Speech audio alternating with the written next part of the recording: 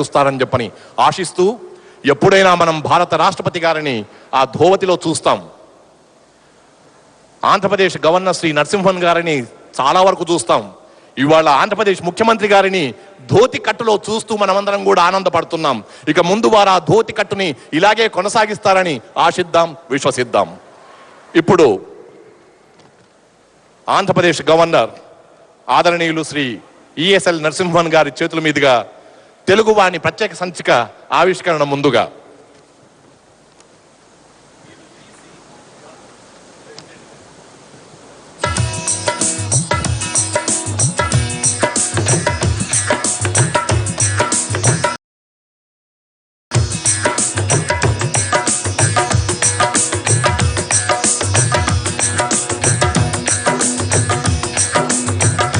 ఇంతకుముందు ఇప్పుడే doctor SP Balasubrahmanyam గారు గానం చేసినటువంటి మన తెలుగు ప్రపంచ మహాసభల యొక్క ఇతివృత్త గీతం సీడీని ఇప్పుడు మన ఆంధ్రప్రదేశ్ రాష్ట్ర గవర్నర్ గారు సీడీని విడుదల చేస్తున్నారు. ఇప్పుడు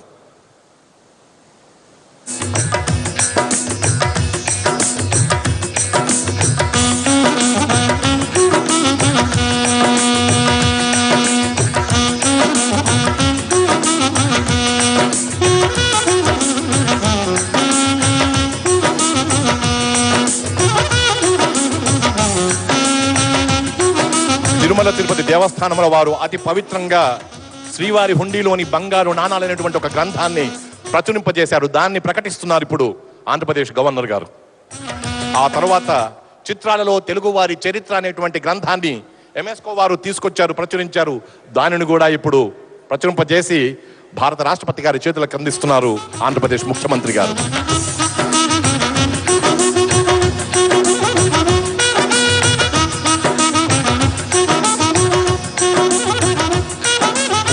ఆంధ్రప్రదేశ్ గవర్నర్ ఆదరణీయులు శ్రీ ఈఎస్ఎల్ నరసింహన్ గారి యొక్క సందేశం ఇప్పుడు.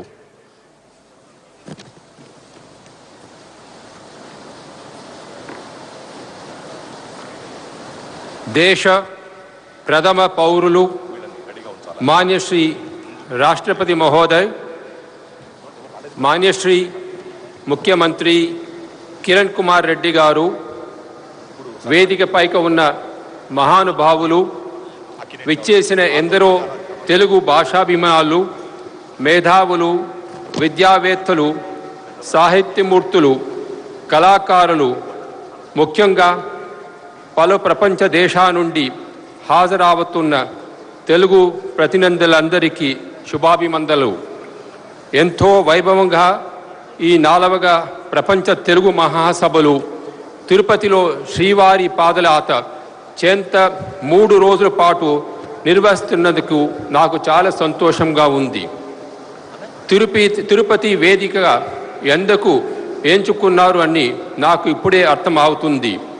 ఏమంటే కొండలో నేలుకొన్న కోనేటి రాయుడు వాడు, కొండలంత వరములు గుప్పేడు వాడు, అన్నమయ్య ఏడుకొండవాడిని కీర్తించాడు. అన్నమయ్య నాడి ఆడిన ఈ ప్రాంతంలో ముందుగా ఆ మహానుభావుడిని మన సారా తలుచుకుందాం. ఎందరో తెలుగు పెద్దలు, మహానుభావులు తెలుగు సాహిత్యాన్ని, సంస్కృతిని తరతరాలుగా సుసంపన్నం చేశారు. మహాభారతాన్ని తెలుగులో ఆది కావ్యంగా రచించిన కవిత్రయం నన్నయ్య, తిక్కన్న, ఎర్రన్న మహీనయులు, అలాగే భాగవతాన్ని తెలుగులో రాసిన బమ్మేర, పోతన్న మాత్యులు, రామాయణాన్ని తెనికించిన కవియిత్రి మొల్ల, భువన విజయంతో అనేక హంగులు, హావభావాలు చూపిన కృష్ణదేవరాయలు, వారి ఆస్థాన అష్టదిగ్గజాలు, ఇంకా మహాకవి శ్రీనాథుడు, ఆధునిక కాలంలోని శ్రీ కందుకూరి, శ్రీ గిడుగు, శ్రీ గురజాడ, శ్రీ కట్టమంచి, శ్రీ విశ్వనాథ, శ్రీ రాయపోలు, శ్రీ గురుశ్వజాసం, ఇలా ఎందెందరో తెలుగు వైతాలు అందరికీ ఈ సందర్భంగా స్మరించుకుంటే మన విధి. ఈరోజు మనం ఒక తెలుగు ఉత్సవాన్ని ఇక్కడ జరుపుకుంటున్నాం. నేడు తెలుగు వారందరికీ గొప్ప పండుగ రోజు. తెలుగు ఎంతో మధురమైన భాష. తెలుగు భాష తేనే అంతా తీయనిదని కవులు వర్ణిస్తారు. తెలుగు భాష మాట్లాడడానికి కూడా చాలా సులభంగా ఉంటుంది. నేనే మాట్లాడినంటే మీరు అనుకోవచ్చు ఎంత సులభంగా ఉంటుంది మీకు తెలుసుంది. సుమారు 3000 సంవత్సరాల చరిత్ర గల ప్రాచీన భాష తెలుగు. తమిళలో జాతీయ మహాకవి సుబ్రహ్మణ్య భారతి సుందర తెలుగు అని కోడినారు. భావి వ్యక్తి కారణంతో తెలుగు భాషకు ఒక ప్రత్యేకత ఉంది.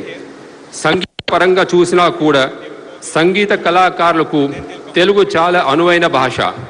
కర్ణాటక సంగీతంలో అనేక కృతులు తెలుగులోనే ఉన్నాయి. ప్రపంచం వ్యాప్తం 73 మిలియన్ మంది తెలుగు మాట్లాడేవారు ఉన్నారు.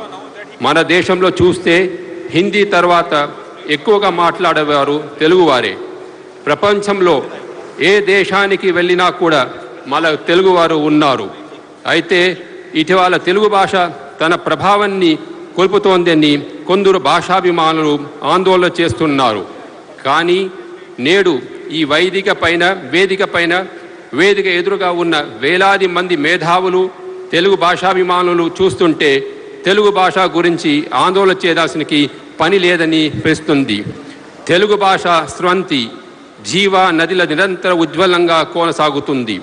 తెలుగు భాషాభివృద్ధి కోసం తెలుగు పత్రికలు విశేష సేవలు అందిస్తున్నాయి. వారందరికీ నా ప్రత్యేక అభినందనలు. అలాగే మన రాష్ట్రంలోని విశ్వవిద్యాలయాలు తెలుగు భాషా వికాసానికి ఏనలేని సేవ చేస్తున్నాయి. అనేక పరిశోధనలు ప్రచురణ కొనసాగుతున్నాయి. తెలుగు భాష ఎట్లా అంటే పెద్దలు చెప్పేది ఏమంటే, నీవు నా సొమ్మువు నేను నీ సొమ్ము, ఈవేళ నీవెప్పుడు మా ఇంట నుండే దగవా అని అన్నమాచార్య పాడింది. ఈ మన తెలుగుకే భాషకే ముఖ్యమని నేను అనుకుంటున్నాను. ఏనమైతులు ముఖ్యంగా తల్లిదండ్రుల మనసులో తెలుగులో చదువుకుంటే ఉద్యోగం గాలు రావేమో భయం ఉంటుంది. కాబట్టి ఆ అపోహ తొలగిపోయేలాగా ఈ మహాసభలు తగిన చర్యలు పథకాలు చెప్పటాలని నా మనవి. అలాగే ఇక్కడ నిర్వహిస్తున్న అనేక కార్యక్రమాలలో యువతను ఆకర్షించేలాగా వారిని కార్యక్రమాలలో చురుకుగా పాల్గొని ప్రోత్సహించాలని నా సూచన. తెలుగు బోధన భాషగా ఆధునిక శాస్త్రీయ రీతిలో చెప్పటాలని మా భావన. తెలుగు భాష సంస్కృతి సాంప్రదాయాలను భావి తరాలకు అందించాలనే ఉద్దాత ఆశంతో చెప్పటాన్ని ప్రపంచ తెలుగు మహాసభలో జయప్రదం కావాలని మనసారా ఆకర్షిస్తున్నాను. తెలుగు భాష ఒక గొప్ప భాష. గొప్ప భాష అంటే మీరు అడగవచ్చు ఎంత గొప్ప ఈ మన భాష తెలుగు భాష అంటే, ఎంత మాత్రమున ఎవ్వరు దలిచినా అంత మాత్రమే నీవు అని అన్నమాచార్య చెప్పినారు. అదే మనం ఎంత గొప్ప అనుకుంటామో అంత గొప్పనే మన తెలుగు. కాబట్టి మనం గర్వంగా చెప్పవచ్చు మన తెలుగు భాష ఒక గొప్ప భాష అని చెలువది. చక్కని తల్లికి చాంగు బల తన చక్కేరా మోవికి చాంగు బల అన్నమయ్య పదలను తూలుచుకుంటే మా తెలుగు తల్లికి మల్లే పూదండ. జై హింద్. ఆంధ్రప్రదేశ్ గవర్నర్ గారు మా తెలుగు తల్లికి మల్లెపూదండ అని తమ సందేశాన్ని ముగించినందుకు వారికి కృతజ్ఞతలు.